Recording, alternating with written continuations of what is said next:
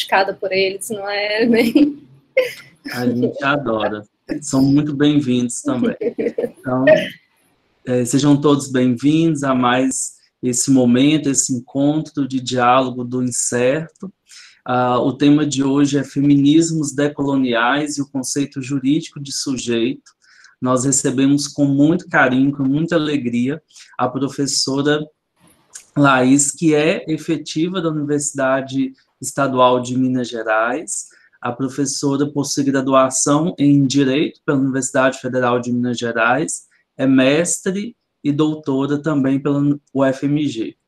Laís, seja muito bem-vinda, fique à vontade, a palavra é sua. Muito obrigada, gente.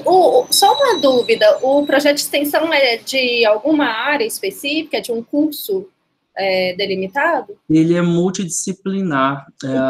O professor Rafael Baione, que foi idealizador, né, e coordenador até então do projeto, ele é do Departamento de Educação, é psicólogo e atua no Departamento de Educação.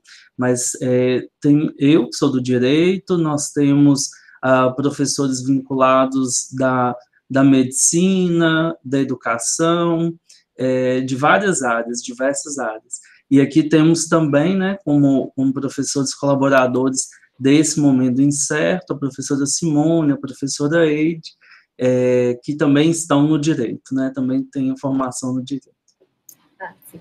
É porque justamente a minha proveniência é do direito, então eu tento fazer aqui um certo apanhado e uma tradução para as outras áreas também, de algumas discussões jurídicas. Pedro, se você puder colocar os slides, né, para a gente começar as conversas, eu preparei uma apresentaçãozinha assim, para me guiar também, para oferecer para vocês alguns detalhes. Ele pediu um minutinho, já vai fazer a projeção.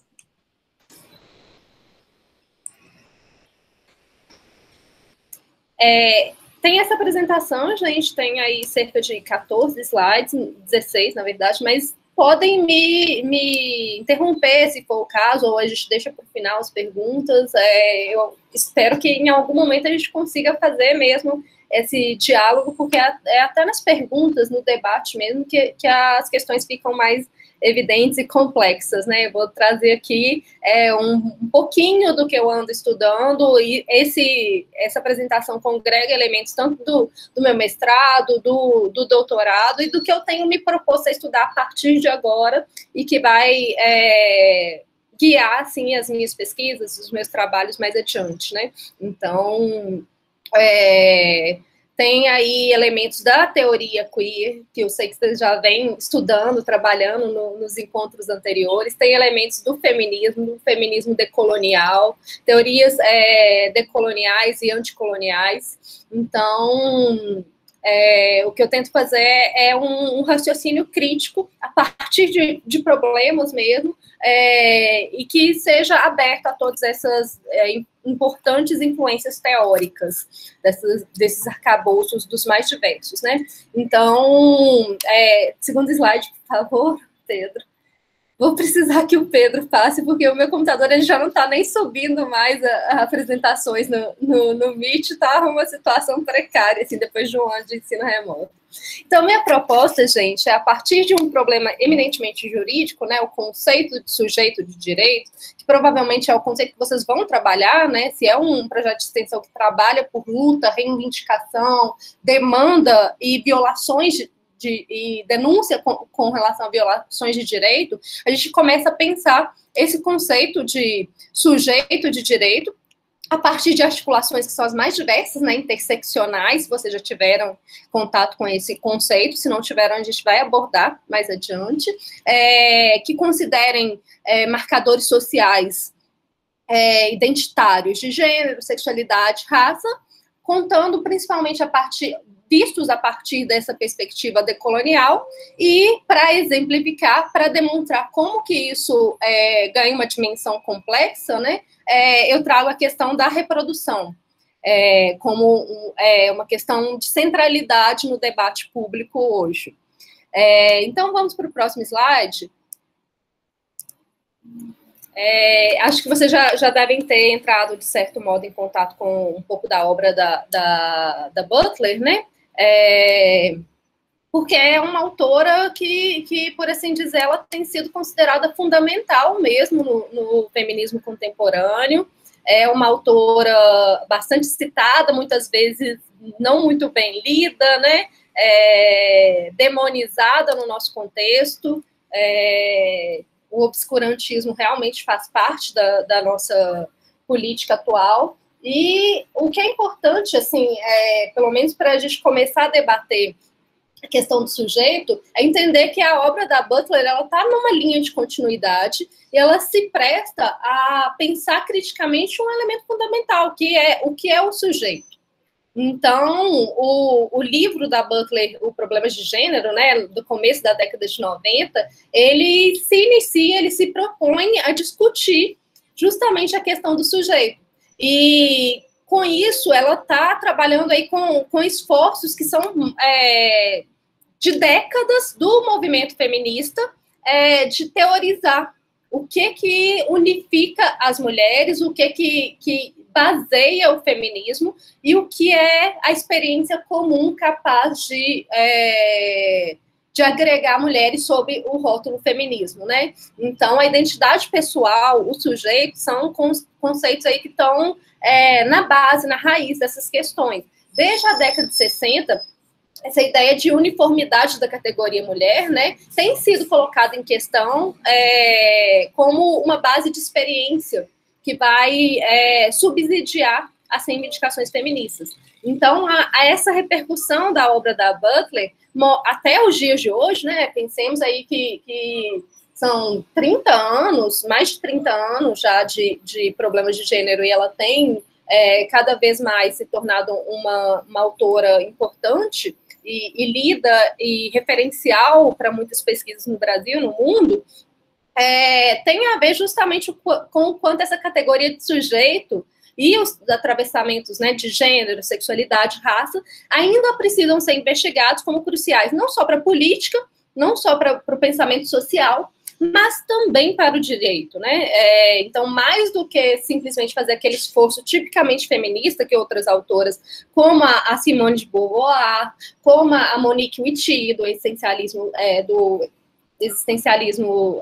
feminismo estruturalista francês, que vão investigar mesmo a identificação do masculino com o universal, do masculino com o sujeito, né?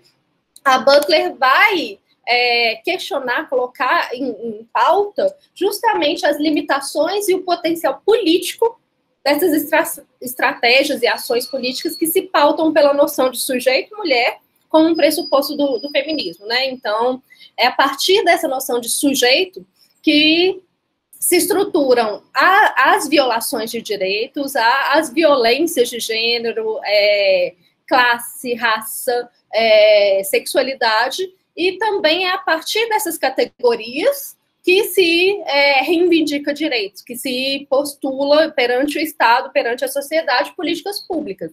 Então, esses processos jurídicos, sobretudo, de produção do sujeito, eles são muito importantes. Entender, visibilizar como é que esse mecanismo funciona, é muito importante para que a gente possa operacionalizar essa discussão. É muito interessante notar, eu não sei, como eu perguntei, né, se todo mundo aqui era de alguma área específica, né, é justamente para saber a que ponto estamos na discussão.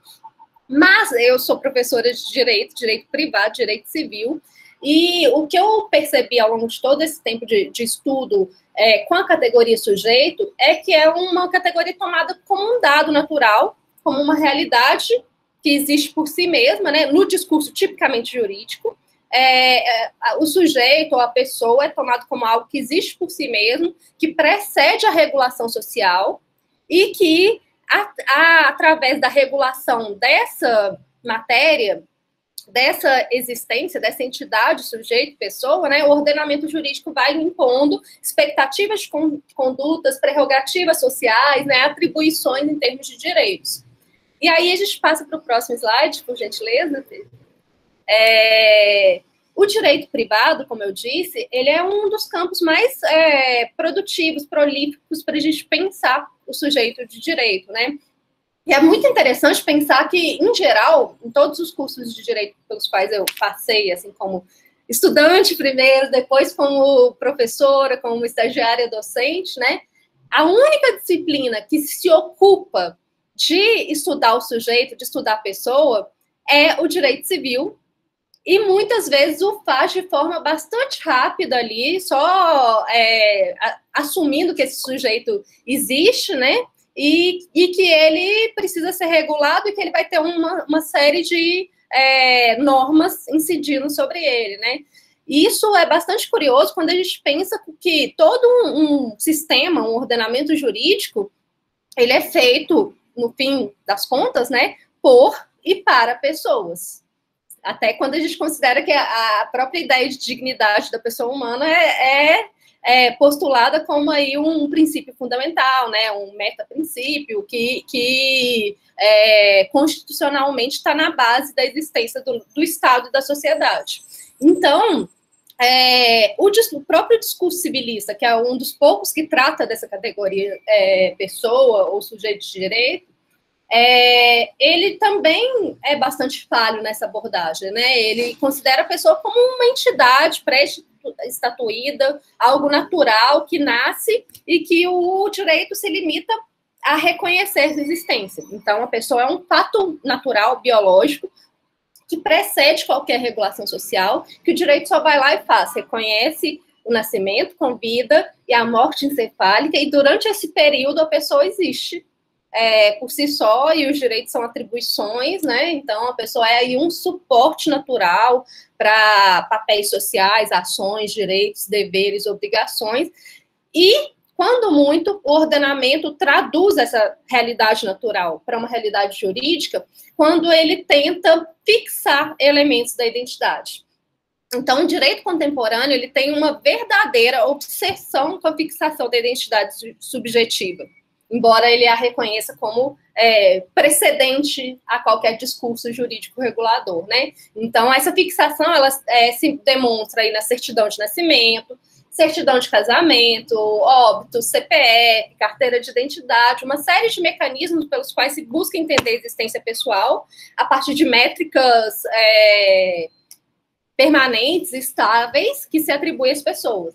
E um desses mecanismos de fixação são os direitos à personalidade. Direitos à personalidade são tidos aí como uma lista, um rol fixo, irrenunciável de valores que constituiriam as pessoas por determinarem algumas prerrogativas, né, do que é ser pessoa num dado período, num dado tempo. Então, a gente tem aí um elemento que mostra o tanto que o nosso direito ainda é bastante ultrapassado, né, às vezes obsoleto, é a própria ideia de integridade física como inteireza corporal, como algo que o sujeito tem naturalmente, como se ele não já exercesse sobre o próprio corpo uma série de modificações, de automanipulações, né, ao longo da sua existência, e o artigo 13 lá do Código Civil coloca que o corpo não pode ser objeto de disposição pelo próprio sujeito, né? Então, a estrutura de regulação do direito civil privilegia uma noção de agente moral, unitário, autônomo e que racionaliza sobre os próprios interesses, mas que já existe por si só. E isso vai ser fundamento para todas as outras, vai se desdobrar em todas as outras regulações que são posteriores, né? No direito civil, a gente tem que esse sujeito unitário que vai celebrar contratos, que vai pactuar negócios jurídicos, estabelecer relações familiares, né? E relações familiares bastante engendradas, bastante formatadas, para serem reconhecidas como tal.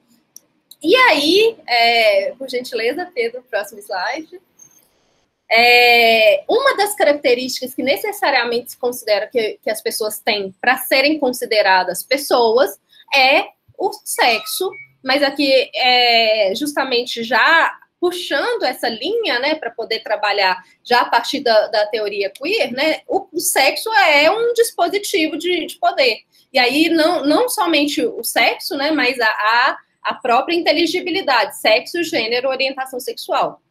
Então, não por coincidência, uma autora que eu gosto muito, a Donna Haraway, vai dizer que o sexo é uma característica fundante do sujeito no sujeito ocidental, na modernidade, né, e que também é visto como uma propriedade constitutiva do que é ser humano.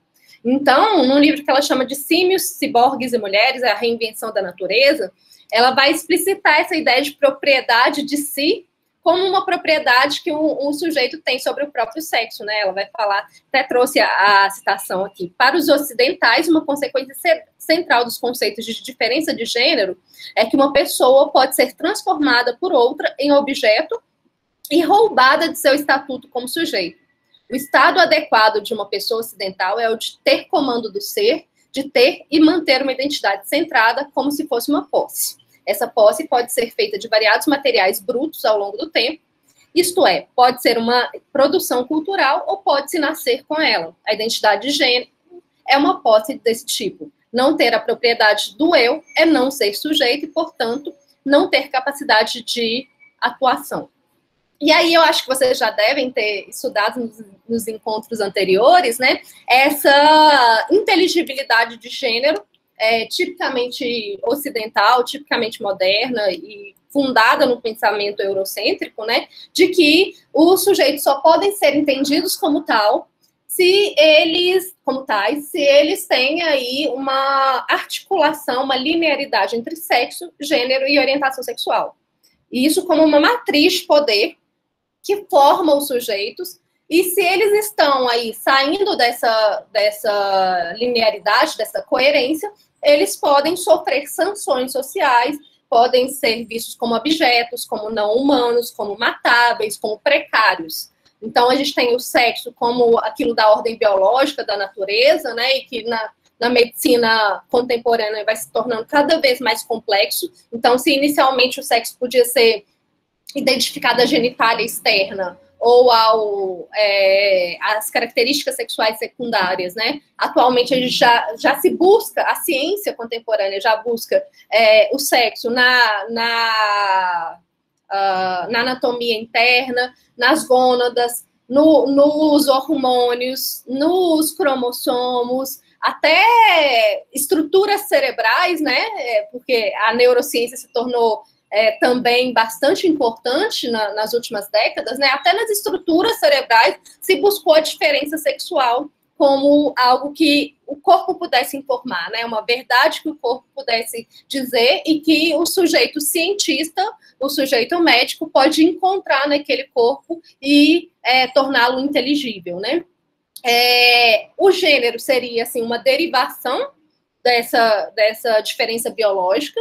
Então, ao sexo binário, masculino e feminino, haveria papéis sociais, identidades psicológicas sociais, identificações e modos de atuação tipicamente generificados, né, do que seria ser mulher e ser homem em cada sociedade. E isso também marcaria papéis reprodutivos e sexuais.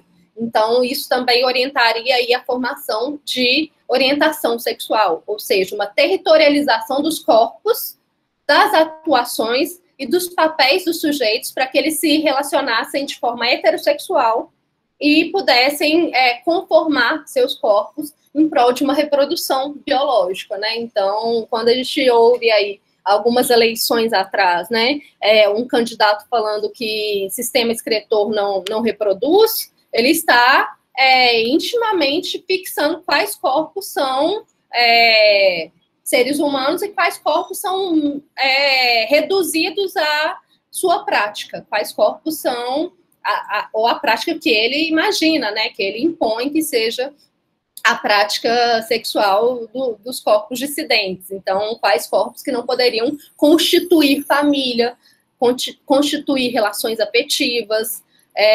Nesse sentido, então, o direito ele acaba por abarcar também essa matriz ao longo da história, né? E a gente tem visto processos disruptivos, processos que buscam mesmo romper com a dominância, com a hegemonia mesmo da matriz de inteligibilidade heteronormativa, cis-heteronormativa, isso por força mesmo das pressões dos movimentos sociais.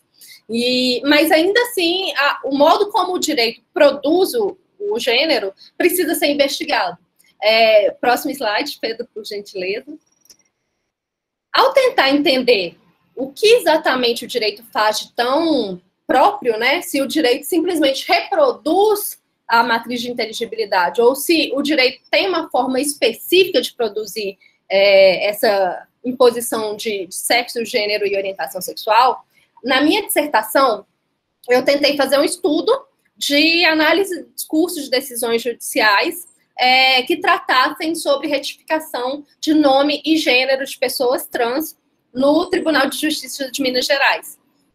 E, nesse sentido, eu, assim, acabei me deparando com muita coisa interessante, não vai dar para falar de todas elas aqui, mas, basicamente, só para ser muito rápida, né, em 14 anos que eu tinha analisado dessas decisões, né, porque isso foi antes da decisão do STF de garantir uma modificação, uma alteração de registros, né, estritamente administrativa e não patologizante, mas quando isso se dava pela via judicial, basicamente, somente mulheres trans buscavam reconhecer esse direito judicialmente, né?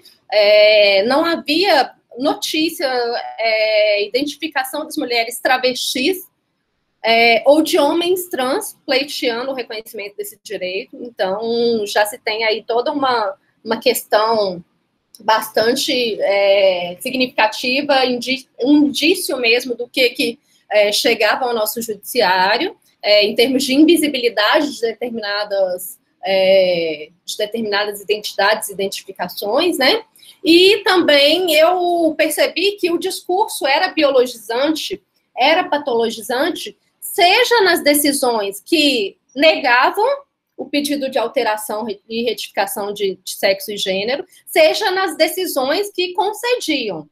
Então, eu não coloquei aqui o slide de uma decisão que concedia, mas o discurso lá de que aquela mulher trans sempre se identificava como tal, desde pequena ela se vestia como uma menininha, ou já tinha um desejo heterossexual por homens, desde pequena se entendia assim, isso já estava presente quase como um pedágio necessário, né? A natureza, a biologia estava lá presente como algo para garantir direitos, tanto quanto para negar direito, e eu acho isso muito problemático, a gente vai ver por quê. Mas essa decisão aqui, que foi uma das primeiras que negou, ela foi extremamente repetida pelas demais decisões, e eu acho que ela merece ser lida porque ela demonstra o tanto que o nosso judiciário ainda é poroso aos discursos de gênero, esses discursos fixadores de gênero, numa matriz binária, e mais que isso, que o próprio judiciário ele também cria formas muito próprias de regular e impor essas normas, né? Então, eu vou ler rapidinho e comentar algumas coisas. Satisfação egocêntrica não deve comprometer a ordem, bem como captar indevidamente contra a natureza a vontade das pessoas de boa fé, que compõem a sociedade juridicamente organizada. É o caso dos que se relacionam com o naturalmente homem e aparentemente mulher no pressuposto desta. Sobre o interesse individual, há o coletivo, aquele que vem da tradição que é colhida dos feitos humanos, mas que brota da realidade natural. Napoleão disse, eu tenho um amo implacável, a natureza das coisas. Não é preciso haver leis escritas para definir o que brota da natureza. A síntese de Napoleão pode ser transferida para este caso assim. A lei não precisa definir os fenômenos da natureza como o gênero biológico dos seres. A redefinição da natureza, que geralmente não é boa, pois a natureza tende a vingar-se na sociedade organizada, pode haver quando a legislação precate contra os seus males e atenta para os interesses coletivos, especialmente da imensa maioria de boa fé, que se encontrará afetada. O que isso significa, gente? Basicamente, a maior preocupação expressa pelos juízes que negavam a retificação, né, de nome e gênero nos dados registrais, era a preocupação de que um homem heterossexual, desavisado, um pobre coitado, se relacionasse com uma mulher trans e viesse a ser enganado por ela e se casasse com ela sem saber dessa condição dela, e que isso poderia acarretar a anulação. Então, é interessante até que eu tinha um professor bastante católico, né, bastante religioso, e quando eu apresentei essa sistematização do discurso jurídico, né, mesmo ele virou para mim, olha, isso é muito curioso, porque os juízes estão aí antecipando, e é a única hipótese que já se viu, né, na prática judicial, os juízes antecipando uma forma de se precaver contra o erro num negócio jurídico, que é o casamento. Então, é uma inversão completamente do discurso. Basicamente, a desumanização é tanta que se considera que uma mulher trans não se casaria, não travaria, não teria um relacionamento, exceto se ela enganasse alguém. Então, basicamente, o que esses juízes falam é que essas pessoas não são dignas de afeto, de amor, e que elas só conseguiriam se estivessem enganando alguém. Então, é muito interessante a gente tomar em consideração como surgiram esses conceitos, sobretudo os conceitos aí de diferença sexual. Então, foi nesse ponto que eu achei importante recorrer à produção colonial do sujeito. Entender como surgiu a diferença sexual, como surgiu o sexo e o próprio conceito de gênero, para poder entender de onde que o direito capturou mesmo esses conceitos, esses mecanismos, e como ele cria novas realidades a partir desses conceitos. Então, vamos seguir para o próximo slide.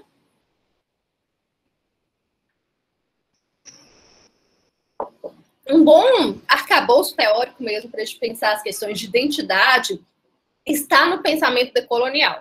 E aí eu faço um pequeno parêntese para explicar o que é o pensamento decolonial, depois o próprio feminismo decolonial, os feminismos subalternos ou decoloniais, né? Depois a gente prossegue nessa discussão especificamente dos conceitos que a gente está trabalhando. Projeto decolonial, também chamado aí de Grupo Colonialidade e Modernidade, é um movimento teórico que tem ganhado força aí pelo final da década de 90, mais ou menos, e que é integrado por intelectuais, por professores, estudiosos, pesquisadores, né, de matriz, sobretudo latino-americana e caribenhos também, muitas vezes radicados em universidades da Europa ou dos Estados Unidos, mas que têm fortemente pensado a relação da contemporaneidade com os processos de colonização. Então, basicamente, o que esses autores, em que ponto esses autores são múltiplos convergem? Eles se organizam em torno do entendimento de que processos de desvinculação, né, de independência política e administrativa em relação às metrópoles colonizadoras, sobretudo dos países que eles provêm, né, da América Latina, mas também há esforços decoloniais, anticoloniais. Depois a gente pode, no momento das perguntas, fazer essas diferenciações, mas eu acho que se eu fosse começar aqui também ia abrir um braço muito, muito longo, mas basicamente esses autores eles estão preocupados com o fato de que a independência política e administrativa dos países colonizados em relação às metrópoles não foi suficiente para transformar a hegemonia de instituições dinâmicas e formas de pensar próprias da modernidade ocidental europeia.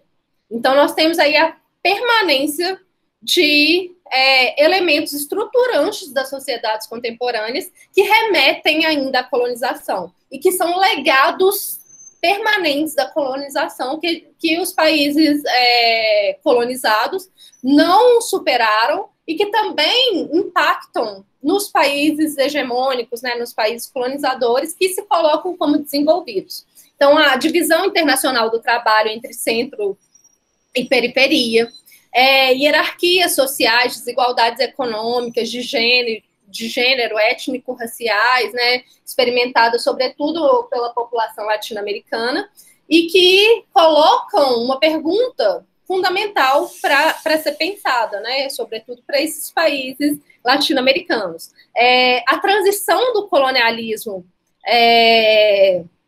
moderno, Isso, local da cultura do Baba. É muito interessante para analisar essas questões. Mas a ideia desses autores é entender que colonialismo e modernidade são indissociáveis, eles não estão aí em choque, eles se pressupõem, inclusive, né? Então, o pressuposto compartilhado desses autores é que a modernidade eurocêntrica fundou o capitalismo e o colonialismo foi o pressuposto para que essa ordem global se constituísse.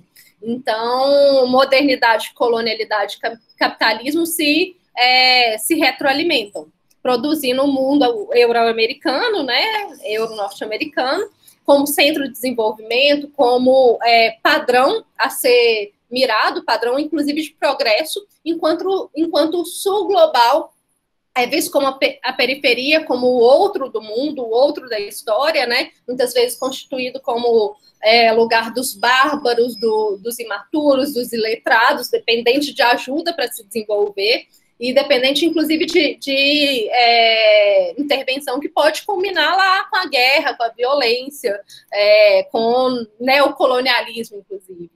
E aí, é muito interessante notar que um dos principais autores da teoria decolonial, Aníbal Quijano, vai destacar que essa permanência de modos de pensar, de estruturar a realidade, ela se coloca sob o nome de colonialidade.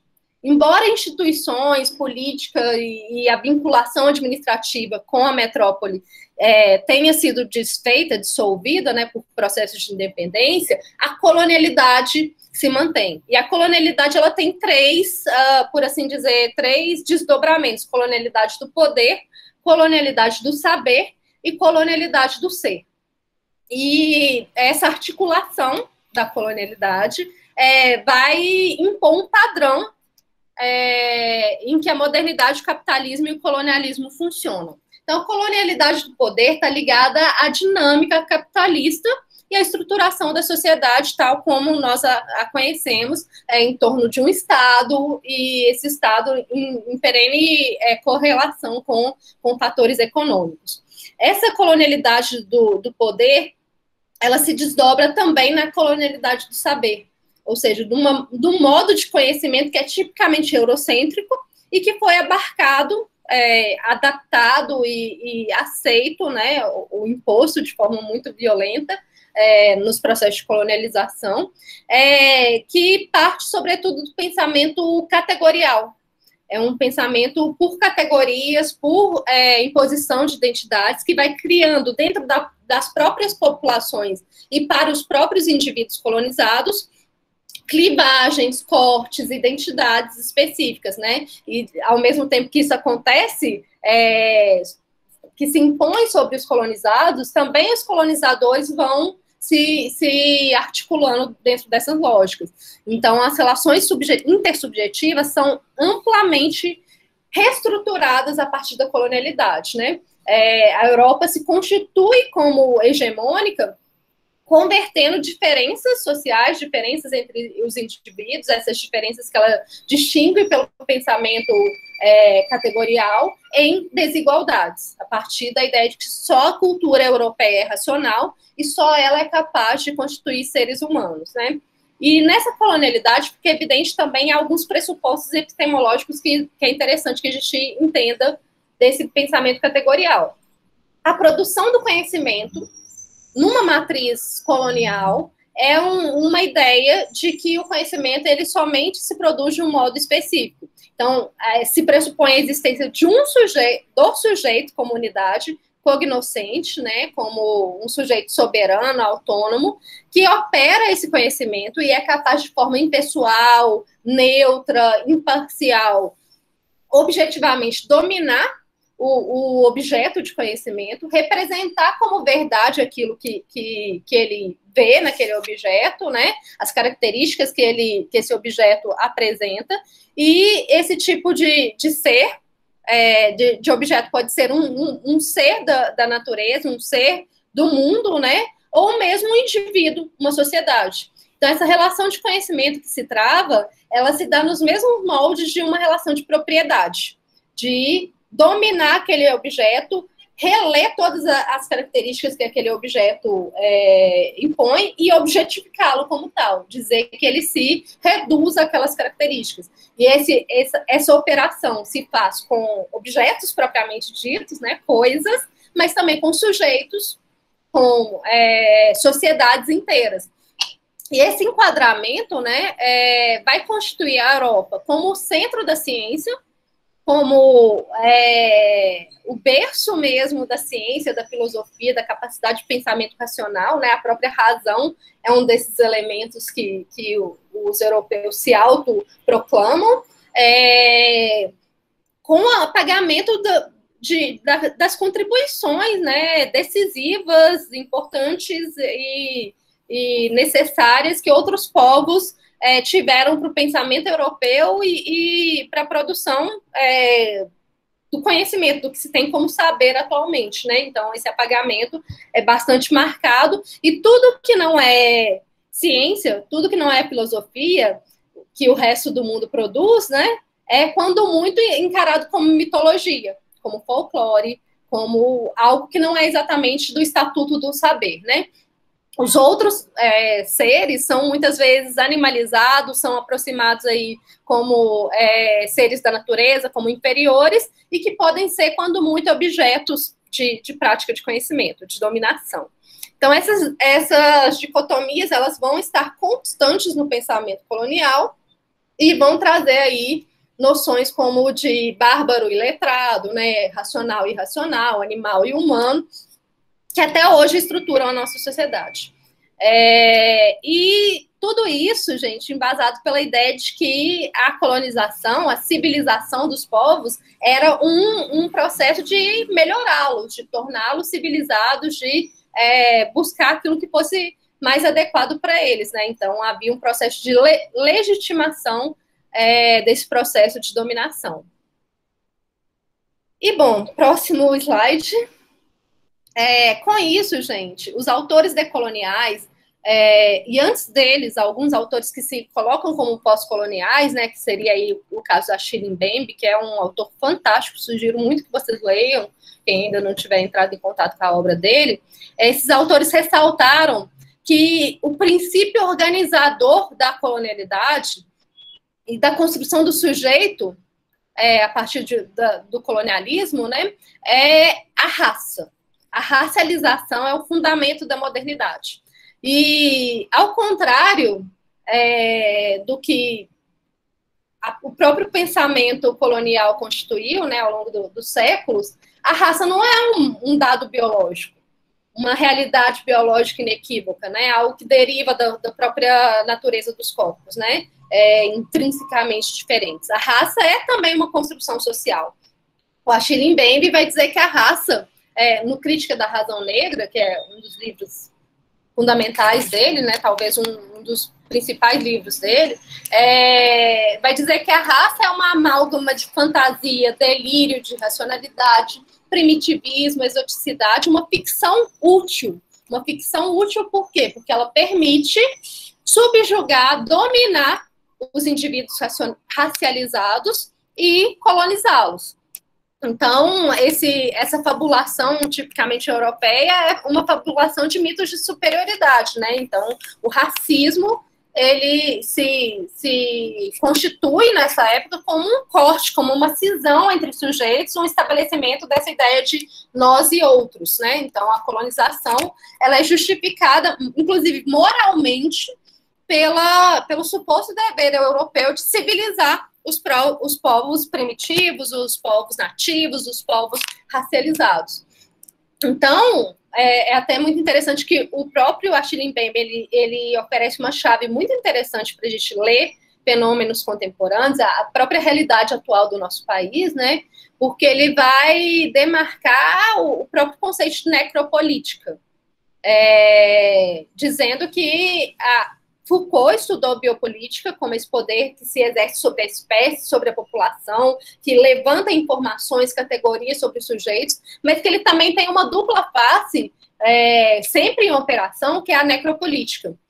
E que ela se expressa pelo modo como, no colonialismo, um sistema de gestão, dominação, exploração dos corpos negros se formou no regime de plantation, né, no regime de extração dos corpos, de extração de utilidade, de lucro dos corpos.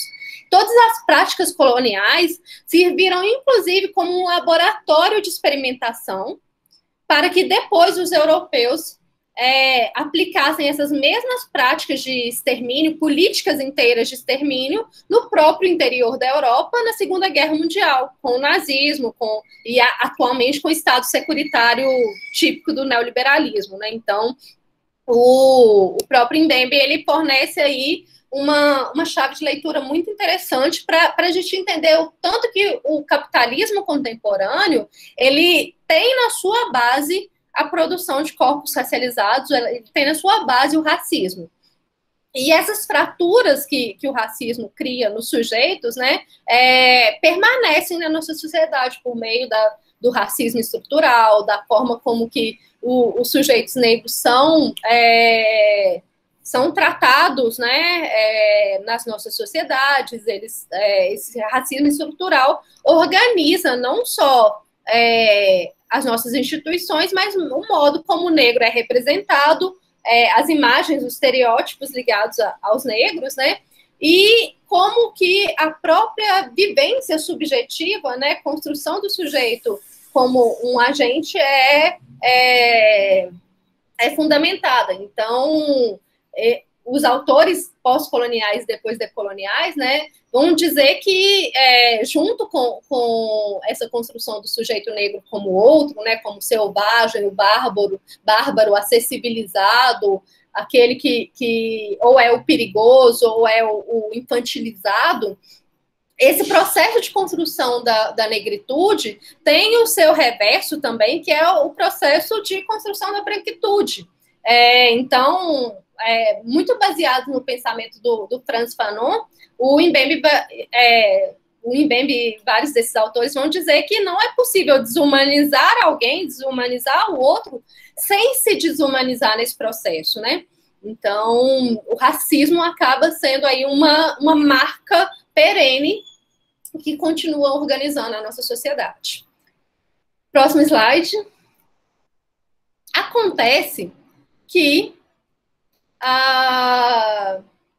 as feministas decoloniais, as autoras que estavam mais comprometidas com questionar, inclusive os autores do pensamento decolonial, elas identificaram que não é apenas a raça que é um princípio organizador da colonialidade. Então, também o gênero é um princípio de organização das sociedades, dos modos de perceber o mundo, e que as práticas feministas têm muito a contribuir para os estudos decoloniais, né? Então, essa categorização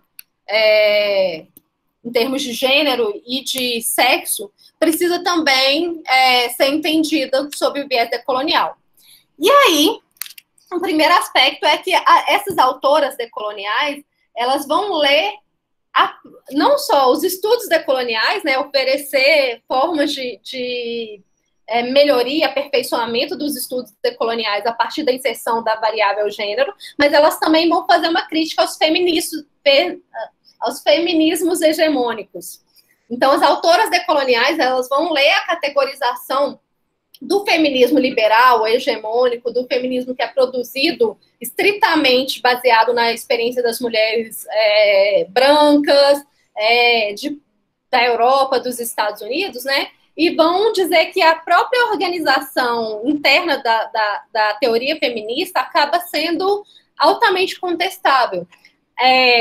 Não sei se vocês já discutiram isso, né? Mas é muito tradicional na teoria feminista dizer que há 3 ondas do feminismo.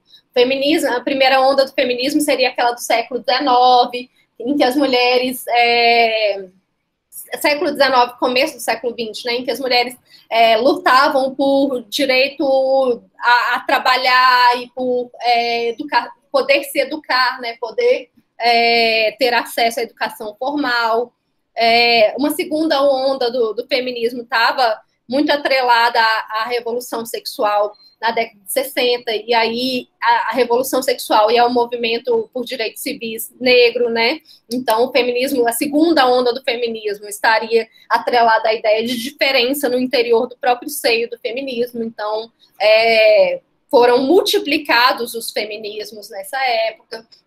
E, posteriormente, na década de 90, né, principalmente com os estudos sobre a sexualidade, estudos queer, nós teríamos aí uma terceira onda do feminismo, muito voltada ao questionamento do sujeito mesmo, mas também um feminismo que se coloca para além de algumas categorias tradicionais, né? Então, e acaba abarcando a interseccionalidade. Então, essa ideia de que haveriam essas três ondas já é uma ideia contestável, porque talvez ela tenha também elementos coloniais.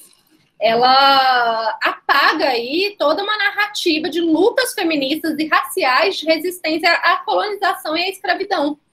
Então, tem até um texto muito interessante da Angela Davis, no livro Mulher, Raça e Classe, em que ela demonstra que é preciso visibilizar o fato de que mesmo esse que seria a primeira onda do feminismo nos Estados Unidos, né, o movimento sufragista estadunidense do século XIX, ele aprendeu estratégias de luta e reivindicação de direitos diretamente com movimento pela abolição da escravidão. Só que esse feminismo tipicamente liberal da primeira onda manteve preceitos racistas nos seus discursos e práticas, né, em relação a como como lidar com a figura do homem negro, e também realizou um apagamento da experiência das demandas por direitos, das violências sofridas por mulheres negras. Então, já temos aí um primeiro giro crítico que o feminismo decolonial faz em relação ao feminismo tradicional, por assim dizer. E aí, uma autora chamada Françoise Berger afirma que ela faz ela tem um livro muito interessante sobre feminismo decolonial, que é esse aqui, né? Foi lançado ano passado pela editora Ubu. E nesse livro ela demonstra também que feministas europeias e norte-americanas muitas vezes apoiaram missões colonizadoras ou neocolonizadoras, né, missões civilizatórias de imperialismo, por exemplo, francês, por vislumbrar nesses esforços, nessas guerras, nessa colonização, uma ferramenta para libertar as mulheres colonizadas do sexismo das suas próprias sociedade de origem. Então, é um feminismo que muitas vezes é conivente ou mesmo legitima o imperialismo. E essa autora continua vendo mesmo a operacionalização desse feminismo hegemônico. Então, ela diz que esse movimento tradicional do feminismo, ele também se expressa em como as feministas francesas atualmente contemporâneas, né, lidam com intervenções armadas da França e dos países europeus em outros países e no discurso islamofóbico, né, que tem se fortalecido ultimamente. Então, a proposta de um feminismo decolonial, que é mobilizada sobretudo por autoras como Maria Lugones, Alti Uriel, articula, então, várias fontes, né, essa teoria decolonial, desenvolvida por pensadores latino-americanos e caribenhos, críticas de movimentos do feminismo negro, mulheres de cor, ticanas, feministas indígenas, e com isso elas acabam por denunciar o viés racista, heteronormativo do conceito de mulher desenvolvido por esses e universalizado pelo feminismo do norte global, né? E um dos aspectos interessantes, quando elas se voltam a olhar os estudos decoloniais, é que elas questionam a materialidade do sexo. Que o sexo não é uma realidade autoevidente dos corpos, né? Como o pensamento moderno tratou de naturalizar. Então, elas se baseiam justamente na noção de que também a modernidade constituiu o binarismo sexual de gênero. Tem um autor chamado Thomas Laqueur, que num livro intitulado Inventando o Sexo, dos gregos a Freud, ele demonstra como a nossa noção de binarismo de sexo e gênero é muito recente historicamente. Até mais ou menos o século XVIII, o que existia era uma ideia de sexo único. Então, havia, principalmente baseada na medicina galênica, dos fluidos corporais, do calor do corpo, como que o corpo se estrutura a partir dessas matrizes de fluidos, né? Havia a ideia de que só existia um sexo único, que era o masculino, e os corpos das mulheres eram, na verdade, degradações, por assim dizer. O corpo da mulher era um corpo masculino não tão bem formado. Era um corpo a que faltava calor vital suficiente. Então, o corpo masculino estava numa gradação do mais perfeito e os das mulheres eram aí variações desse corpo, né? Tanto que até a formulação da ginecologia, né, no século XIX, não havia nomes específicos para as estruturas corporais das mulheres. Nessa figura aí eu coloco o que era chamado de o que atualmente a gente chama de óvulos, né, de ovário, eram testículos femininos, nem tinham nomes que lhes fossem próprios.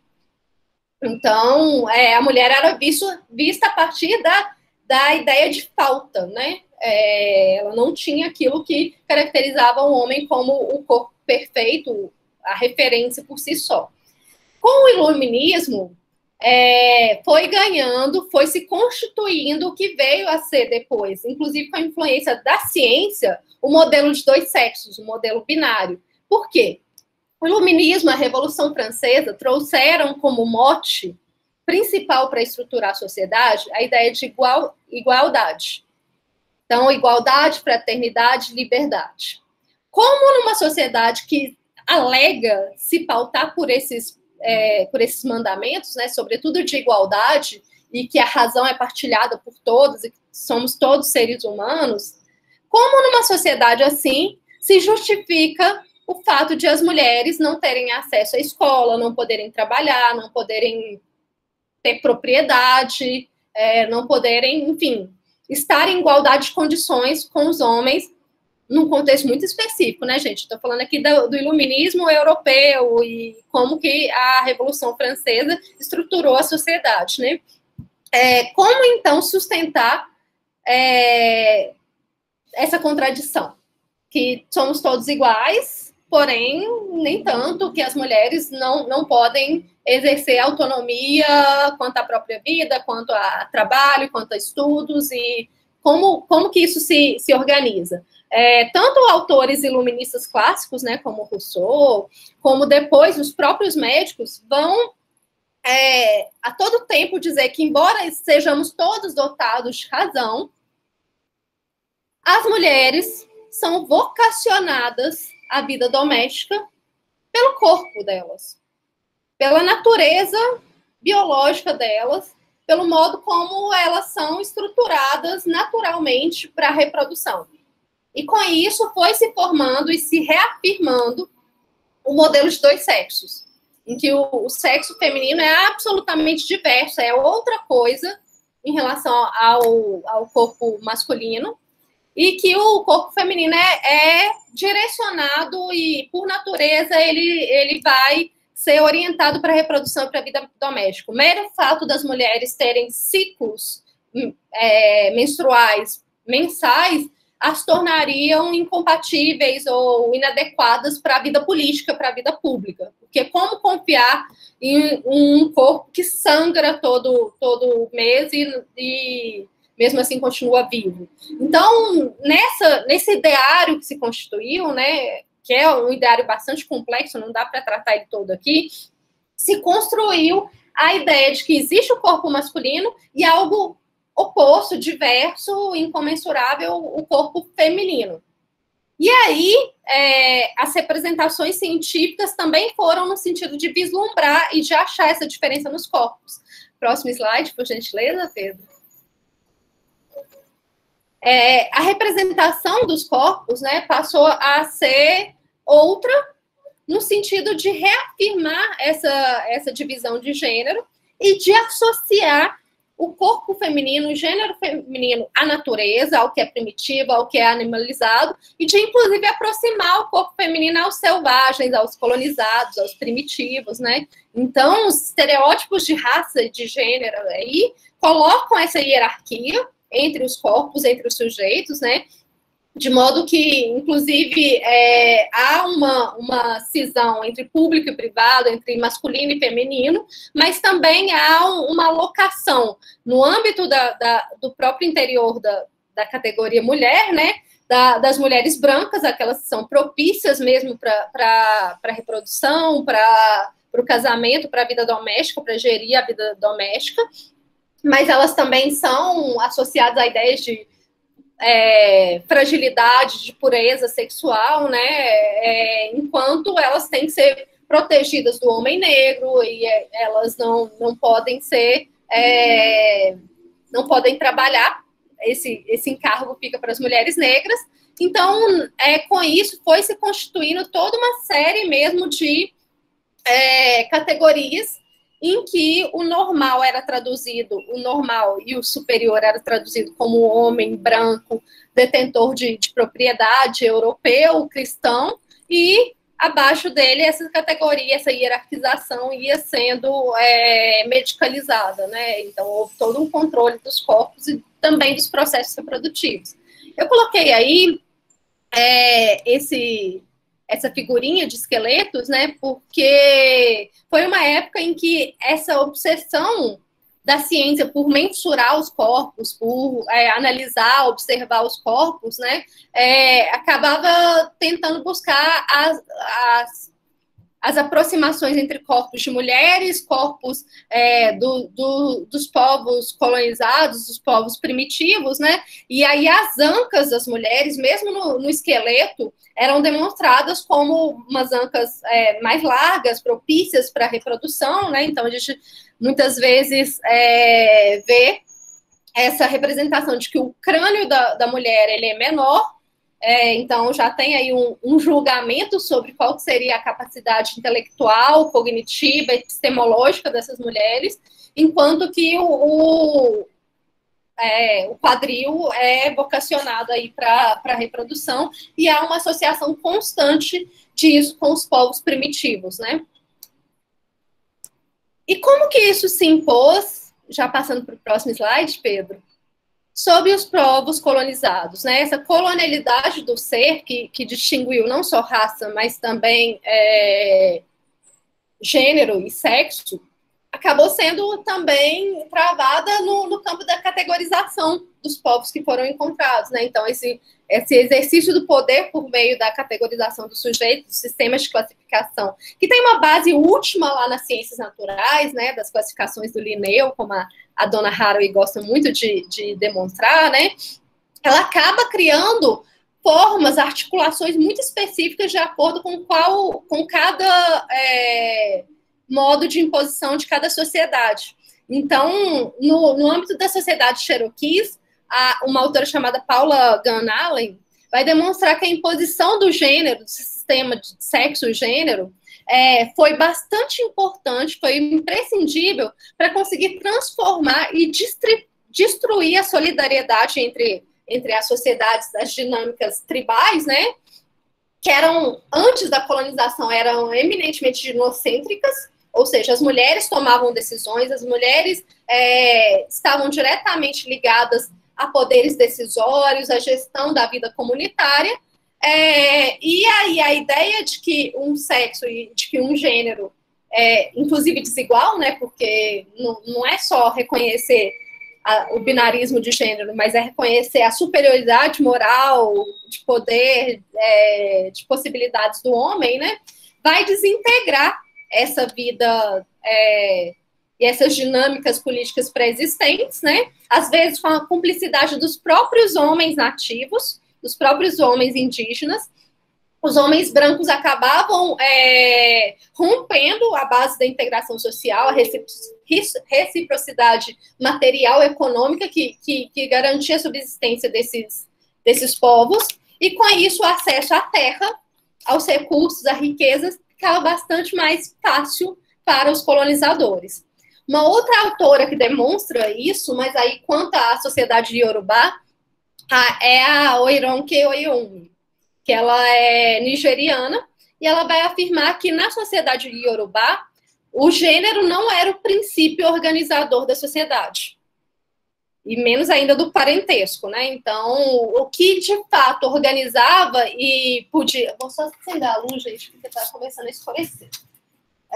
O que organizava a sociedade Yorubá eram princípios de ancianidade, ou seja, as classificações de idade e de como os sujeitos entravam nas famílias, né, como que os laços se estabeleciam a partir de relações de parentesco, relações familiares, do casamento, era o que de fato organizava os povos iorubás. E que aí a Oironke Oyeyemi continua a análise dela, demonstrando que o feminismo ocidental universalizou a condição da mulher como ligada à família tradicional, família nuclear. Então, se pensa o gênero a partir da ideia da família tradicional. E aí, em relação a essa heterossexualidade e ao poder patriarcal do homem no casamento, que vai estruturar os debates feministas. Então, uma série de questões derivam desse privilégio da heterossexualidade no feminismo. E aí eu passo especificamente para essas análises, né? Vamos para o próximo slide. O meu tema de estudos no doutorado foi reprodução, e por reprodução a gente tem aí uma série de discussões do feminismo. Reprodução é uma palavra polissêmica para o feminismo. Ela muitas vezes se refere ao regime que produz as condições de vida dos sujeitos, então, tudo aquilo que nos garante a possibilidade de continuar existindo e que não é entendido como produtivo. Então, trabalhos de cuidado, de limpeza doméstica, trabalhos de manutenção dos sujeitos para que eles possam existir na produção capitalista, né, e que são aí muito vinculados à discussão sobre trabalho doméstico, a diferença entre cuidado e produção, né, reprodução das condições materiais de vida, e que vai caminhar aí bastante para um feminismo marxista, né, que vai discutir sobrecarga feminina, trabalho doméstico, trabalho precarizado, feminilização da pobreza, coisas muito importantes, muito urgentes, que precisam ser tratadas. Espero que vocês também tenham alguém interessante para falar sobre esses aspectos, mas eu aqui pego um ponto que também é um pouco, às vezes, negligenciado, e que também precisa ser levado em consideração, tanto pelo direito quanto pelo feminismo, que é a questão da reprodução biológica. Então, o dimorfismo sexual, ele já vem sendo discutido, desenhado, estruturado por anatomistas desde o século XVIII, como parte dessa empreitada colonial, né? A medicina reprodutiva, ela surgiu em condições muito específicas no século XX. Então, essa intervenção específica da medicina na reprodução, ela se deu em um contexto muito propício, muito, muito específico, em que os processos fisiológicos da reprodução, seja um processo de concepção ou de contracepção, somente foram possíveis por uma articulação de poder específica. Vamos para o próximo slide, que eu explico o que é essa articulação de poder. Basicamente, a ideia de se estudar a reprodução cientificamente pela medicina foi rechaçada por muito tempo por não se querer entrar nesse campo da sexualidade. Era um campo considerado assim menos importante, menos relevante. A gente está aí num campo de desinteresse mesmo de muitos autores, né? Quando muito se estudava aí os fenômenos de desvio do padrão, homossexualidade, parafilias, todas essas categorizações foram criadas aí no século XIX, e muito tardiamente se buscou entender o que ocorria na reprodução. Então, a história da medicina reprodutiva, dentro do campo das ciências biológicas, das ciências médicas, é uma história aí de algo que não recebia muito apoio, não era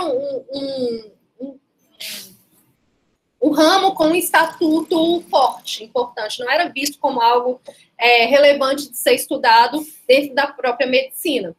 E aí, a possibilidade que esses estudos fossem empreendidos, levados a sérios, só surgiu com a conjunção de atores sociais que encamparam essa causa, né? Então, financiaram pesquisa de base para entender o que se dava no fenômeno reprodutivo, seja no corpo humano, seja nos animais. Então, houve aí grande impulso da agricultura para poder entender como se dão os processos biológicos, né, os processos fisiológicos reprodutivos, e com isso, para entender isso, intervir sobre corpos humanos, alguns grupos foram fundamentais, tanto no financiamento moral, ideológico, político, né, de incentivar essas pesquisas, quanto no financiamento econômico mesmo, em colocar dinheiro em projetos de pesquisa, que eram grupos eugenistas, neomalthusianos de controle de natalidade, que acreditavam que a medicalização da vida era importante para poder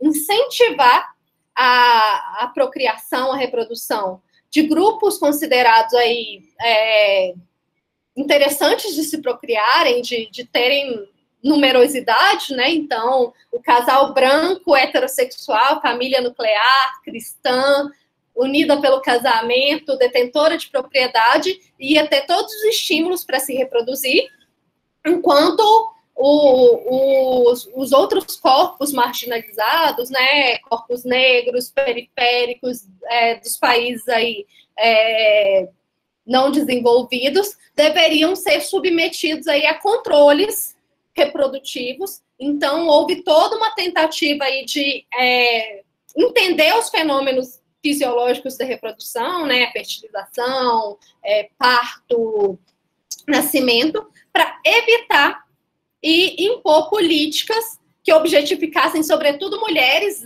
dos países periféricos, dos países ex-colonizados, né, para evitar a reprodução desses sujeitos. Então, com isso, o que a gente tem... Preciso colocar no silencioso. Com isso, o que se tem é justamente a ideia de que a concepção está voltada para esses grupos hegemônicos, para esses grupos que se quer incentivar a reprodução, e para os grupos indesejados. E aí, assim, eu falei de alguns, mas pessoas com deficiência, para os eugenistas, deveriam ser desincentivadas, quando não esterilizadas, né? Então, são casos aí que são os mais diversos possíveis. Esterilização também de pessoas homossexuais, né? E aí, nesse caso, o que a gente tem é toda uma história, né? Se vocês quiserem, tiverem interesse em mais material bibliográfico sobre isso, a história da insistência, a história da contracepção é uma história marcada por testagens, por falta de ética de pesquisa, né? Ética básica de pesquisa, em relação à testagem e ao desenvolvimento de medicações, de práticas, né, em países considerados à época de terceiro mundo. Então, assim, a pílula anticoncepcional, só para ficar com um desenhozinho. Ainda nesse slide, Pedro, ainda no 13, e já estou caminhando para o fim, estou falando demais.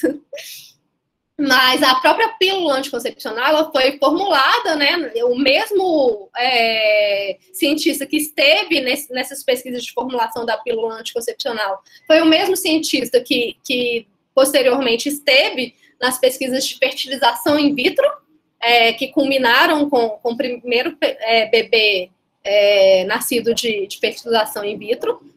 Mas, na hora da testagem, o que foi bastante frequente foi utilizar amostras populacionais, por exemplo, dos Estados Unidos, de populações negras, né? E também em outros países, como no Haiti, houve testagem em massa de grandes populações de mulheres com as pílulas anticoncepcionais, inclusive com a utilização consciente, admitida, intencional de porcentagens, né, de quantidade hormonal que se sabia à época muito excessivas para a utilização, muito perigosas para a utilização em mulheres, porque não se preocupava exatamente com como isso iria repercutir na saúde dessas mulheres. O interesse era só em saber se isso ia ser suficiente ou não para evitar a reprodução. Então, o que a gente tem é justamente um dos braços da colonização, né, se dá também pelas políticas de controle populacional, de controle reprodutivo. E isso fica muito claro até quando há, posteriormente, pode passar para o próximo slide, quando há a inserção e a popularização dos procedimentos de fertilização in vitro, dos procedimentos conceptivos. Então, o próprio acesso a tecnologias que permitam àqueles que têm interesse, que queiram ter filhos, né, é um acesso que passa a ser reduzido àqueles que têm poder econômico para isso. As tecnologias de reprodução assistida têm esse obstáculo de serem extremamente caras, e aqueles corpos que antes eram apenas destinatários de política de controle contraceptivo, eles só têm acesso ao mercado de reprodução assistida, muitas vezes com fornecedores de material biológico, fornecedores de óvulo, de esperma, fornecedores de barriga de aluguel, né, desses serviços de gestação de substituição. O que a gente percebe é que essas desigualdades permanecem na colonialidade também no mercado de reprodução assistida, no mercado que possibilita a concepção. E aí, próximo slide, que eu vou caminhando para o finalzinho. Quando a gente pensa nesses aspectos, é que fica muito evidente a necessidade de se repensar a matriz dos direitos reprodutivos, porque eles surgiram nessa perspectiva muito liberal e nessa perspectiva de controle dos corpos e de diferentes alternativas para que diferentes grupos possam exercer algum controle reprodutivo. Então, uma outra coisa que a própria Donna Haraway vai dizer, né, ao considerar esse conceito de interseccionalidade, de diferença dentro da diferença, que marcadores de gênero, sexualidade, classe e raça vão causar, né, vão proporcionar diferentes demandas dos sujeitos, a entender que os direitos reprodutivos têm diferentes significados para diferentes povos. Então, quando ela pensa um viés colonial dos direitos reprodutivos, ela vai entender que para as mulheres brancas atuais, os direitos reprodutivos eles têm a ver com essa ideia de controle da própria reprodução, de controle sobre a própria sexualidade, sobre o próprio corpo. Então, tem a ver com, muitas vezes, demandas por direito ao aborto. Quando, no caso de mulheres negras, né, muitas vezes o aborto foi, às vezes, até uma política institucionalizada para evitar que as mulheres tivessem direito a ter filhos, a constituir laços de filiação, a constituir o projeto de família que elas pudessem ter desejos. Então, essa perspectiva de direitos reprodutivos para as mulheres negras tem a ver com a possibilidade de que a prole dela seja considerada legítima, que ela possa dar condições para ter filhos e para que seus filhos permaneçam vivos, né?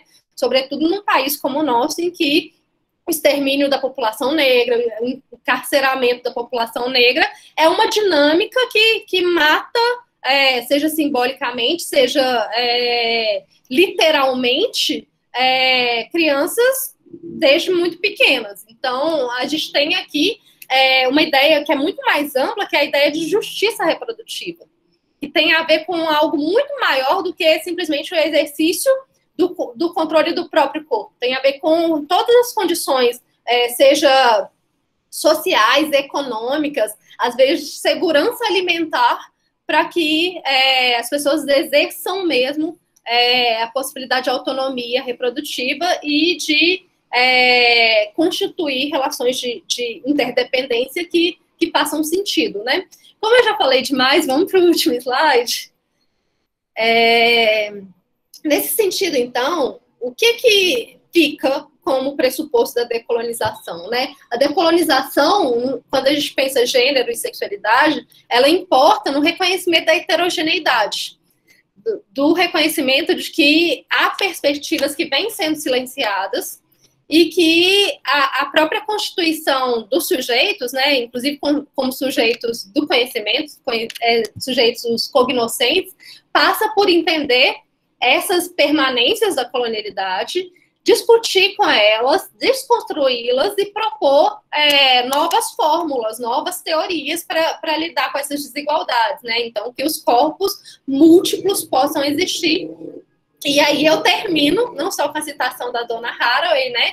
Mas como a proposta mesmo do movimento zapatista de que o feminismo decolonial ele esteja a serviço da ideia de construir um mundo onde caibam muitos mundos possíveis.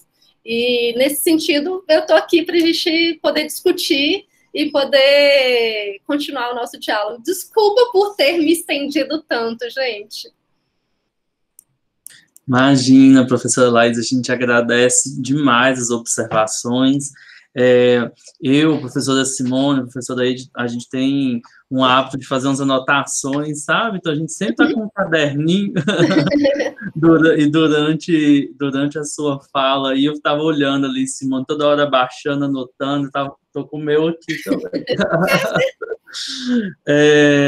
E é muito bom, né? Porque é uma troca assim, muito positiva, né? Vários pontos, várias leituras que às vezes a gente faz, algumas discussões que a gente traz, mas com outro olhar, com a abordagem da sua pesquisa, né? Que acrescenta bastante aí as nossas discussões. Eu fiquei pensando, e depois Pedro vai junto aqui com a gente pontuando as perguntas, observações, mas logo no início da sua fala, né, quando você coloca a sua pesquisa de mestrado, com as decisões né, do juiz a respeito dessa modificação do nome e do gênero, né, nos registros, eu me lembrei muito da Butler, quando ela coloca que esse dessaber médico, né, e a gente pode estender isso também para o judiciário, esse dessaber das discussões, né, de gênero e tudo, também produz e normatiza o gênero, né? Então, depois eu queria que você dividisse um pouco, assim, da pesquisa em relação às sentenças, onde você percebe, né, essa normatização que vem de um desconhecimento, de um dessaber, mas que se coloca, né, que também produz o gênero nessa lógica. E lembrei muito também, em várias passagens, em várias falas, a discussão do Preciado de tecnologia de gênero, né? O quanto essas tecnologias são colocadas de diversas formas. E aí depois eu queria que você comentasse um pouquinho também a respeito. É mais ou menos isso. Mais uma vez, muito obrigado, né, por estar conosco, por dividir aqui essa tarde.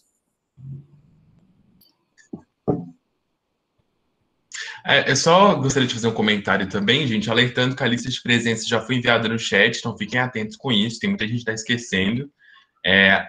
Assinem e tal, que ao final a gente vai tirar uma foto, né, para postar no Instagram, tradicionalmente.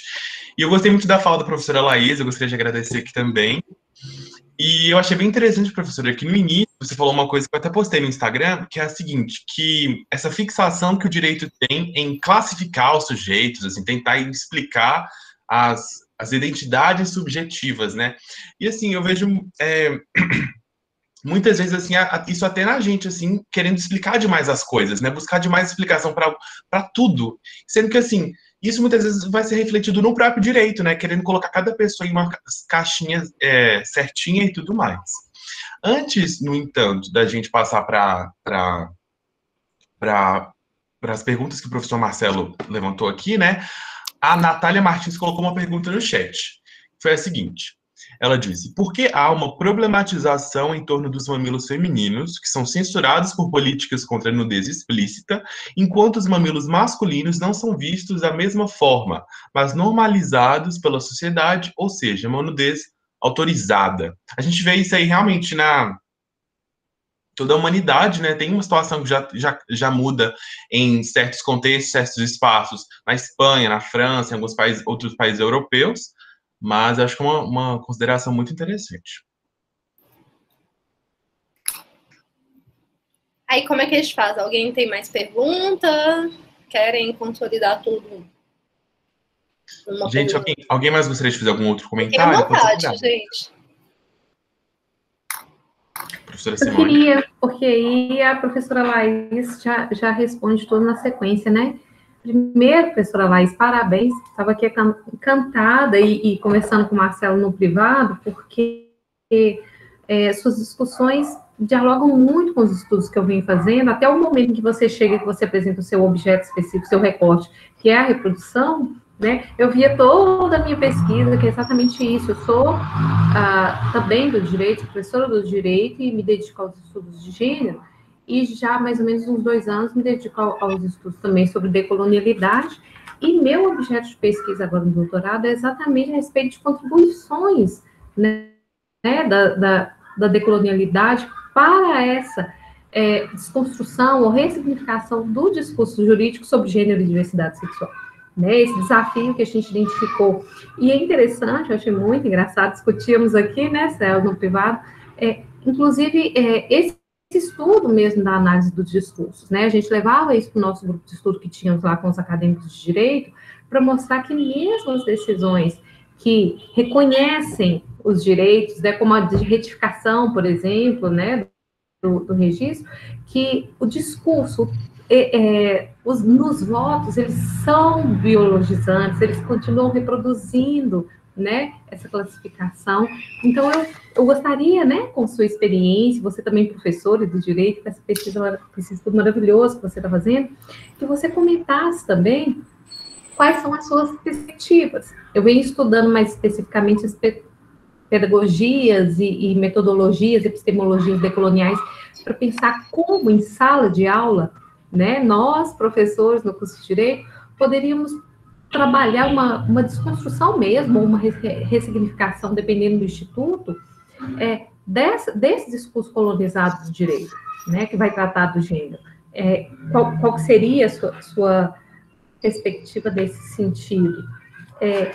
Eu queria só uma contribuição que eu achei interessantíssima, a pergunta que foi apresentada também, e já colocar para você comentar, porque eu não sei se você conhece a doutora Luma Nogueira, da Unilab, né? Ela é a primeira mulher transdoutora no Brasil, né?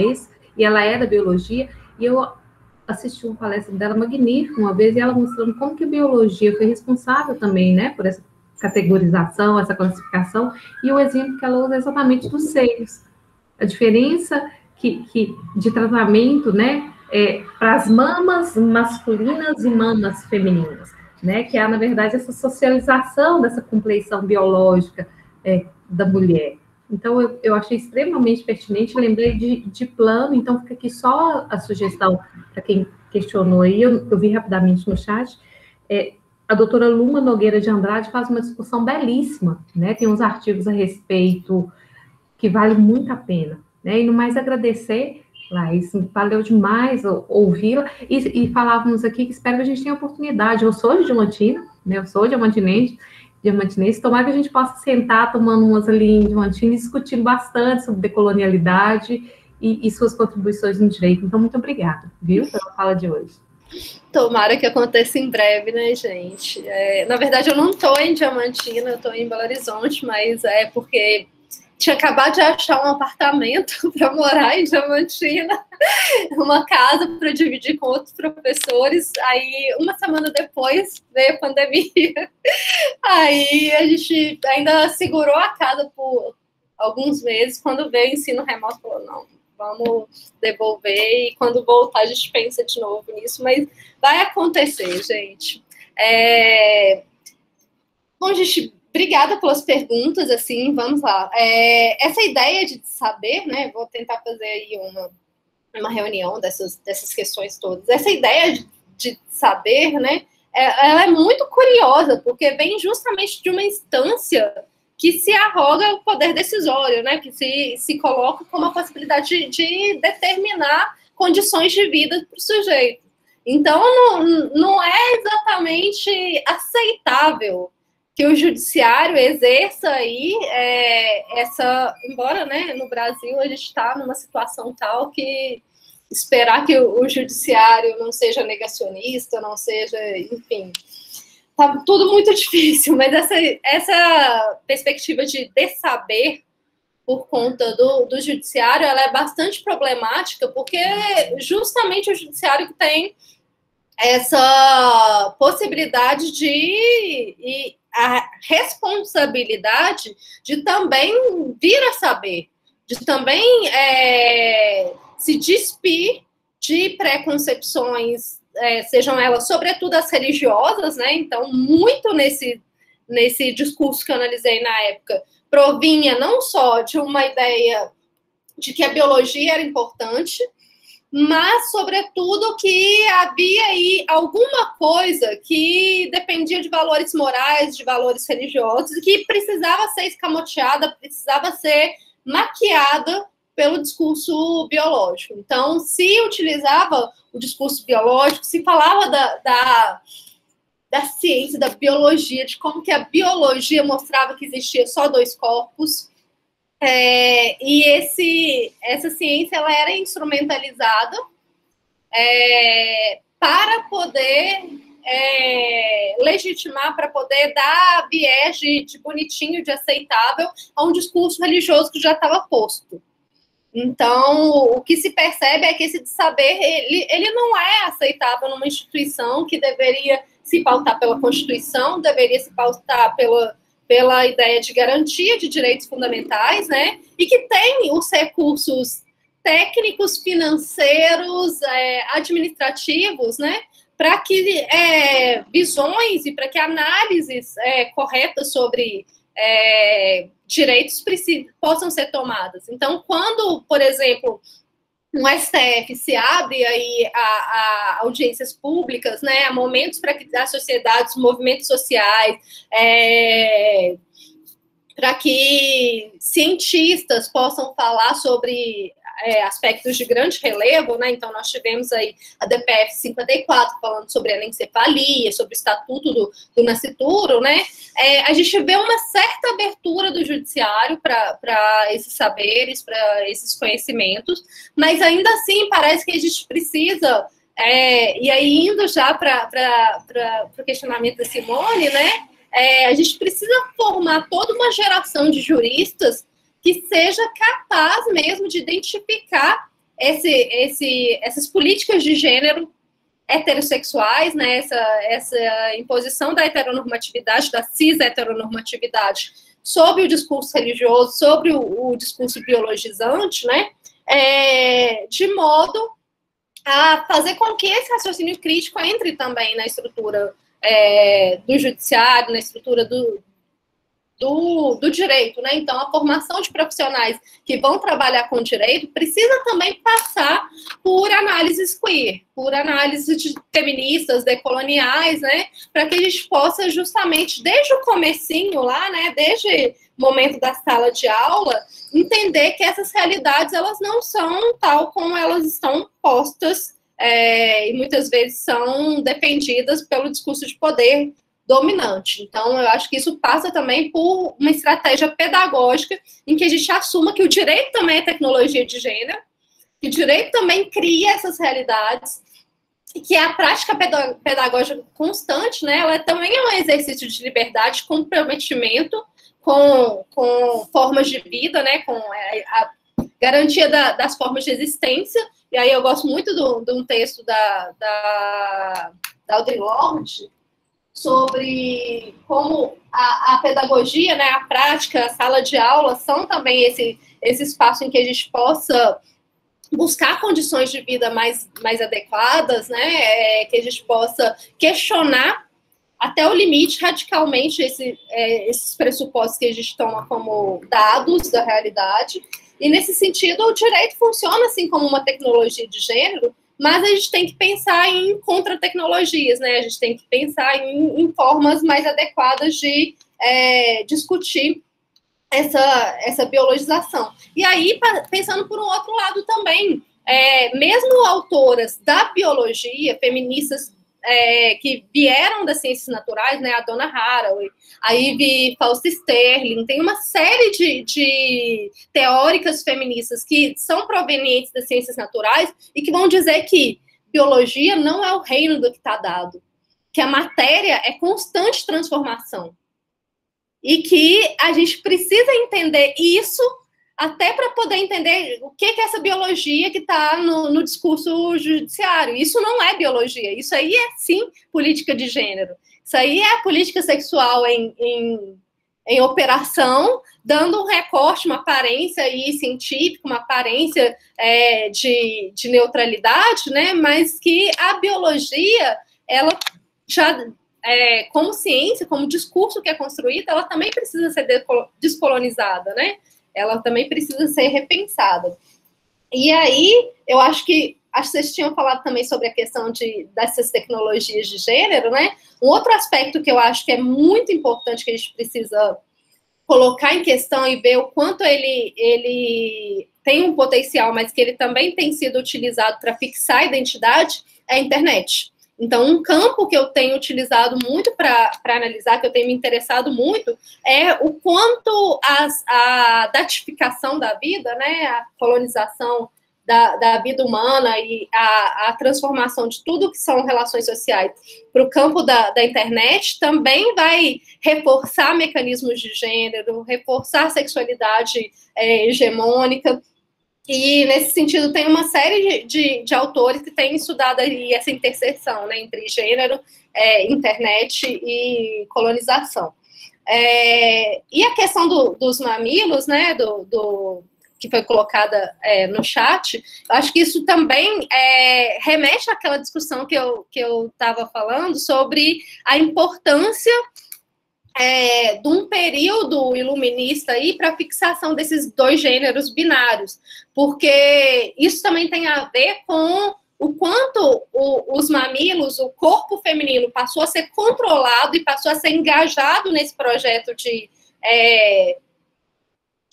confinar as mulheres no doméstico, no trabalho de reprodução, no trabalho de cuidado com os filhos, na medida em que o corpo feminino ele está disponível para os filhos, para a criação dos filhos, para a amamentação, ele está disponível para o prazer sexual masculino, mas ele não pode ser reapropriado por essa mulher.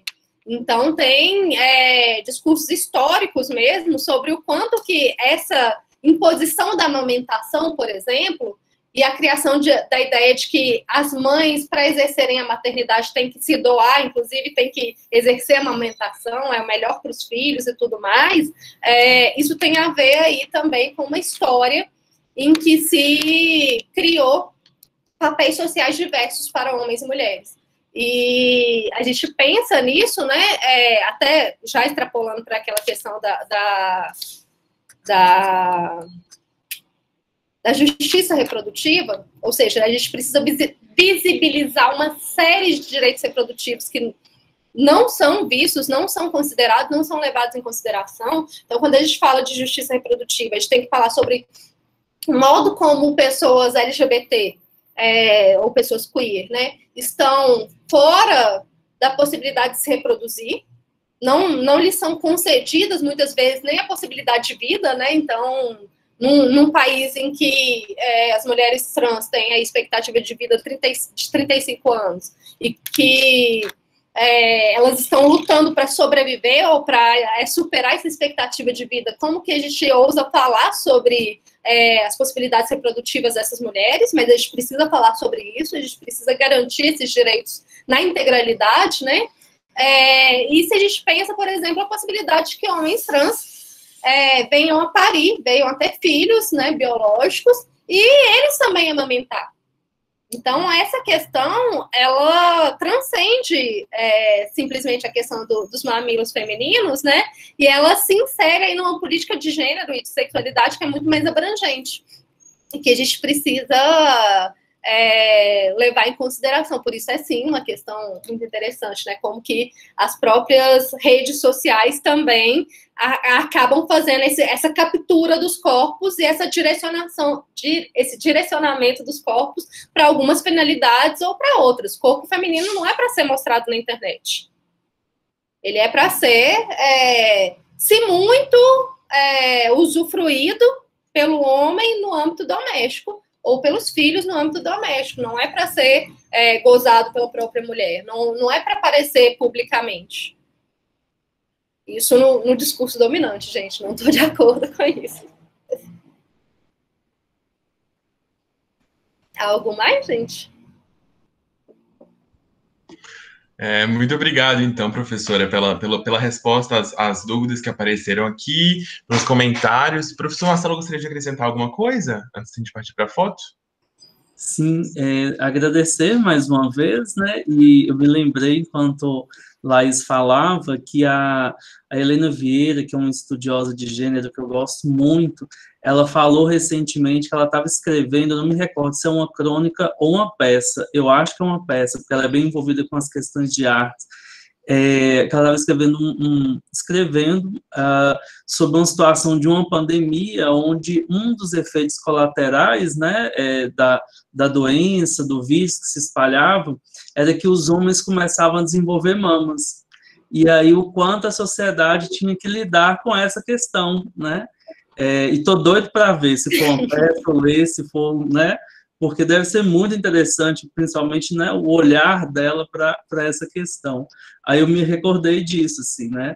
O quanto a gente naturaliza os corpos, né, normatiza, mas uma situação, né, que mude, né, essa conjuntura dá um nó, né, em toda a sociedade, assim, a forma como está estruturado. Interessante também, quero ver. Não sabia que ela estava escrevendo essa peça. Bom, gente, eu quero agradecer imensamente pelos comentários, por terem me ouvido, pelas perguntas. Espero que em breve a gente possa estar juntos de novo, né? Que a gente possa aí também estabelecer muitos diálogos, que em breve também possa recebê-los lá em Diamantina.